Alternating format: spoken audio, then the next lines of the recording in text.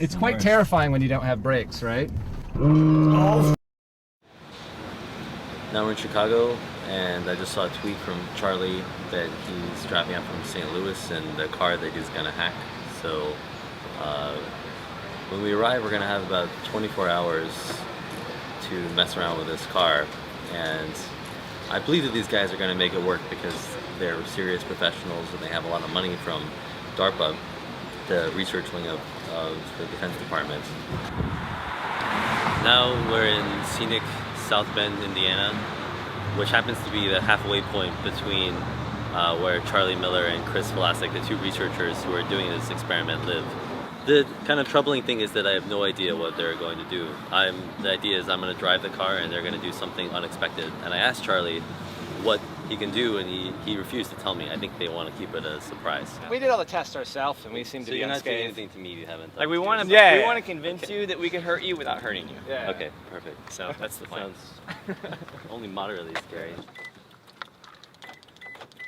Yeah.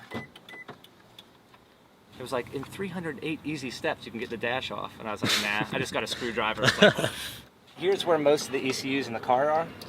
What's an ECU? The computer. So like electronic control unit. So how many ECUs are there? In this one, upwards of 35, something like that, I think. I don't know. Wow. Like a whole, there's ones for almost every different function. I can forge things like, if you look how much gasoline we have right now, see that we have, what, a quarter of a tank? Yeah. I can pretend that we have a full yeah. tank, and that even works, you know, while you're driving. I can tell you you're going 199 miles per hour now, even though that's very apparently not the case. Whoa, goes right from... Yeah. Yeah. So you turn the car off and on. Okay. So we just tricked the pre-collision system into thinking something very odd was happening, right? Because I was telling the car we're going 199, and it was like, should I brake? Should I tighten the seatbelts? What should I do? It went from like 201 mile an hour. It's like I just ran into a brick wall. Yeah, exactly. I ran into a brick wall at that speed. Okay, the miles per hour is like Man. totally off. Oh, take control. Can you make it go left now? So if you can like completely stop. So again, if you're going 80 in traffic in this, right? This is going to be. What I'm doing here is I flooded the CAN network with traffic with a speed it didn't know about, and that's why the speedometer read 0. And then I told the car it was in reverse and it was trying to park itself. Oh. And therefore it was doing the very heavy jerky motions. If you would have stopped the car completely, you would have seen the wheel do 2 complete rotations in a clockwise direction. This is one of the funnest and most annoying ones.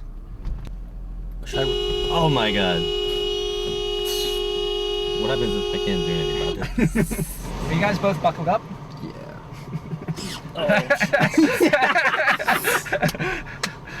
So I can forge that you're about to be in a wreck. That is like not dangerous, but so. Oh, it's quite terrifying when you don't have brakes, right? Oh.